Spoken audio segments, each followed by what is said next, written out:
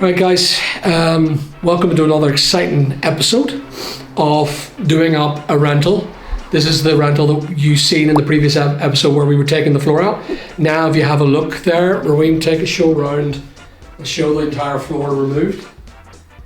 So what we're doing is we're going to be putting a radon barrier plastic sheeting. It's like a big black bag. We put it across and then we're going to fill it with insulation, a vapor-proof insulation, and we're putting 100mm insulation in, and then we're going to screed on top the entire floor area. So at the minute I'm preparing the plumbing system now.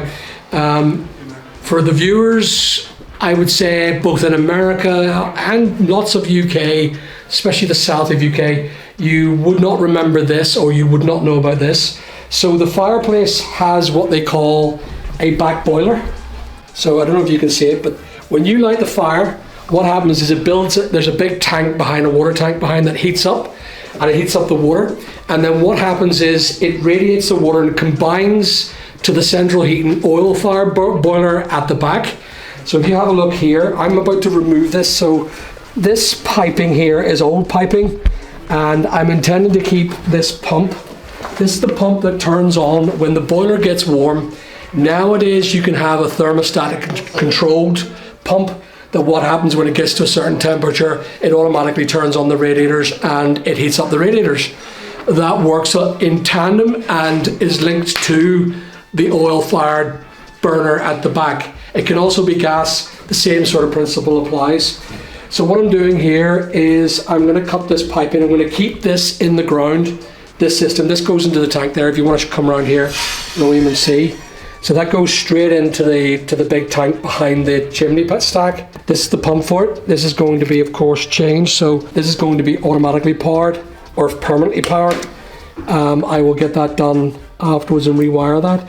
But now what I'm going to do is I'm going to cut the piping for the old radiators. This used to be a radiator pipe that used to go here.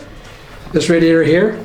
And what I'm going to do is I'm going to cut this pipe here and take out this entire section. If you have a look there, the entire section which goes into another radiator. So it's called a flow and return, and it goes to another radiator here. Look, so it's teed off to another radiator into the other radiator into the other room. We'll talk about this big hole in a minute. But if you want to come here, and there's the radiator here. So that radiator will be also disconnected. We'll put a brand new radiator in. I don't know what I'm going to do there yet, but that all has to come away anyway, sadly, because we have to plaster this entire wall. So come on back to the pipe. So I'm now going to show you how we cut this. It is quite straightforward. It's not a hard job. All I'm doing is I'm disconnecting this for us to put the insulation down, and then once we put the insulation down, I will dig out a new channel for the new radiator pipings to go in. A lot of the plumbers nowadays, they use PVC radiator or PVC piping, and it's dead on. The only problem that I have with PVC pipes is, and I've seen it, sometimes they do melt, or because of the radiator has been turned on at too high heat and it just melts the whole lot. Saying that also works with lead, but I'm not sure. I think it's a lot more temperature resistant. So I'm going to cut the pipe at the main elbow here. There's an elbow here, but I'm going to cut it beforehand, and all I'm doing is I'm using this beautiful little thing here. It's a pipe cutter, and it's for this size, and all I got to do is turn it in a circular motion. Hopefully I can get it run as long as the blade doesn't come out, and the blade disappears. Oh, it's still there. Is it cutting? Yeah, of course. And here it comes. There it is. And it produces a nice, lovely cut. Yeah, it's cutting. Now that's a tank emptying out. This is the subfloor, so it doesn't really matter. And that's really it. That's the girl. And it's a nice cut on it. So this is the return. Let me just see. Yeah, that's the return. So the pump pumps the water this way and pushes it into this manifold. So that would be the return water. Okay, and then we'll do this one again, this one here. You just have to be patient with it, because a lot of people don't think it's cutting, but it does cut. But you can only turn this girl one direction, because it only cuts one direction. This is when you've got no room to work with. There are other pipe cutters you can use, and some people just simply use a grinder. There she goes. Now it's not cut properly. Oh, there she goes. There she's there. That's her. So that's now the two pipes that I need to match up to the radiators. What I got to do is now, we just got to disconnect this stuff now. This is all waste, copper pipe. Now, the one thing I'll tell all the viewers here is that back in the old days, pipe used to be high quality. Then the 80s come along when there was a massive housing boom, and the quality of pipe went down to crap, and they more or less disintegrated some of the pipes that were used. And then some wise man decided to regulate copper pipe and have a certain thickness with a certain quality of copper smelt. And from that point onwards, it's standardized. So if you're working sometimes in these houses and they've been refurbished in the 80s, you will find your pipe will be disintegrating. I've seen it before, I've done work before, and it actually goes like paper. Eventually, there's nothing to it. So that's that. Now, what are we on next? So when you were away doing your thing you were doing, Rohim, audience, this guy here that works on the camera, he never comes to work, you know? No, I don't go work at all. No. So while you were busy getting your beautiful physio done, I was taking out this little wall, and of course I got tired. But this is now the new door that we're putting in for a better flow, because what I've noticed with houses nowadays, the living room really isn't the social room anymore. The living room to me would be a place where you just sit down and chill. There'd be no TV. This house isn't designed actually for a modern living room. So what we're doing is we're moving the living room by design, and we're moving it over here. If you remember in the last video, I was talking about this place being a new feature wall. So this is going to be done, and we're getting our Sammy to put in a beautiful feature wall of brick, full brick, not stupid brick, and then we're going to put a nice big TV on this wall. We're going to have all the data that's needed, including Cat5 cabling, just in case it's needed. Don't think it is, but just in case it's needed. And that Cat5 cabling would be great for broadband if they want to do broadband to the actual television.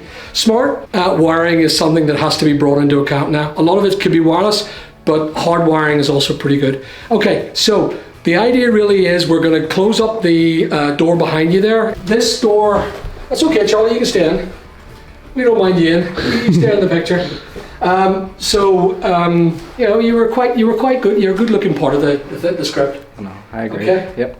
Okay. So we're gonna close up this door. This to me is not, and I don't like using the word feng shui, but it actually isn't. If you look at it, you're walking in and you're wasting space by putting the door here. So there's a couple of changes we're making. So the idea really is for a nice big sofa to sit here and to watch the big gigantic TV on the wall.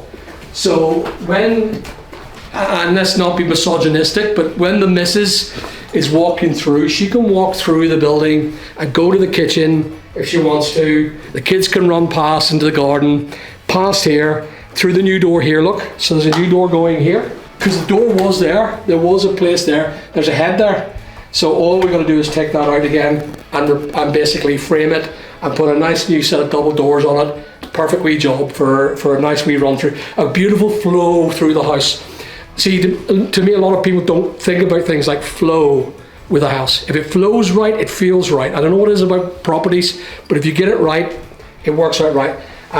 So we're gonna go see that the plaster area there. Sam's already marked it out, but clearly there's something here. So you can see the red brick and then the hard block. So it's just been blocked up. We believe that was a hatch, but that doesn't necessarily mean there's no head on it. So there'll be a nice big concrete head up there. So the idea really is then, so for the sofa to be here and for someone then to come out of here, straight through, past the man with his feet up, having a beer, watching the footy, and straight into the brand new kitchen through the double doors there. This is all being blocked up as well. So this area is being blocked up too. So we're blocking this whole area. And then to come into here, again, if you have a look before and after, there's the new walls. So thanks to Sammy and Marshall, we've now got this area pulled out. So it's all been cleaned. I've done pulled a lot of the cables out, made dead all the cables, and we're starting now to get the bits and pieces done, the final bits done for a lovely open and flowy space. So we have this big giant ominous pipe here. This is a gas pipe. When do you reckon it was installed? I reckon in the 80s, late 70s. 70s, 80s. So that pipe itself, we had to check to see if it was live. So I done the live smell test. It goes into here. If you have a look here. So that's the up pipe for where there were a bit of boiler in there, but it wasn't installed. Hasn't been installed. We need to remove it for very good reasons. So I unscrewed it and then I put the cap off. That ultimately is, so there's no gas smell. You know, you see that going if it was live. It's not live, but we got to cut that all out. Now, just for safety purposes, I'm going to dig out the front and I'm going to disconnect this old pipe outside, just in case you don't know. So we're just going to take this last bit of piping out here. This one here. So I'll just pull this pipe here. This is a 15mm cutter. And you can only go one direction with these little pipe cutters. If you go the other direction, it doesn't latch the blade in. It's quite a cool wee system. That's it. That's one. I pull them through the wall there, will you, Charlie? Pull that back, buddy. Wait for me. There you can go. That's you. That's there, buddy. I put them into the shed just in case we might need them. So we'll make this slice here now. We got safety glasses here, no? No.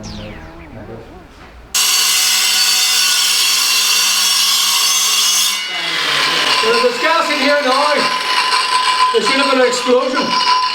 This is the old piping. So they reduced it from I think it's 22 down to 15 and 15 down to 10mm. The 10mm is not what we use anymore. So for better flow and return, it's always best using 15mm all the way through.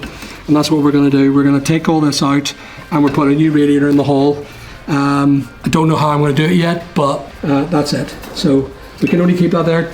Sammy, we just cut that, buddy. And we'll pull all that stuff through, but we have to cut that gas pipe as well there. You want to cut there, yeah? Yeah, cut it there and just cut up in sections and bin that. We're going to put lights in as well, so I've got to get overhead lights put in for the work. Currently we just disconnected the chandeliers, but that's it. So there it is, backroom boilers. Great technology, by the way. I have no idea why everyone got rid of it. To me, free heat. Yeah, it's free heat. You light the fire and it heats the home.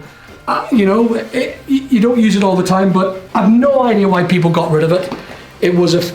I know it wasn't that efficient, but the way I see it is you owe nothing to nobody by having a bag of coal and lighting the fire and heating the house for a couple of days, right? It just makes no sense. I'm the one that likes traditional heating methods. I think, you know, we're terrible. So combine your traditional heating systems with brand new insulation systems, you know, you get a really warm house, a really economical house. So all this gas stuff, you're at the control of the gas companies.